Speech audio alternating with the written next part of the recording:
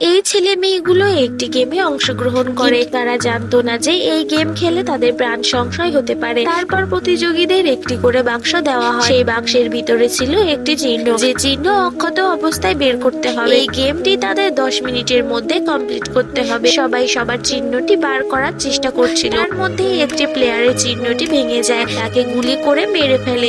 এই দৃশ্য দেখে অনেকে ঘাবড়ে যায়, আর তাদের চিহ্ন ভেঙে যেতেই তাদেরকে গুলি করে মারা হয় এবং তারা গেম থেকে এলিমিনেট হয়ে যায়। এর মধ্যে একটি মেয়ে চিটিং করে সে তার সঙ্গে দেশলাই আনে, আর সে সুইচটা গরম করে চিহ্নটি সহজেই বার করে ফেলে। অন্য একটি ছেলে ওই চিহ্নটি জিভ দিয়ে চাটতে থাকে, চিহ্নটি পাতলা হয়ে বেরিয়ে আসে এবং তাকে দেখে বাকিরাও এমনটা করতে থাকে। চিহ্নটি বার করে আনে এবং তারা জিতেও যায়। কিন্তু এই প্লেয়াররা জানে না যে পরের গেমটি আরো ভয়ানক হতে চলেছে। এই ভিডিওর পার্ট 2 দেখতে হলে ভিডিওতে লাইক, চ্যানেলটি সাবস্ক্রাইব করে দাও।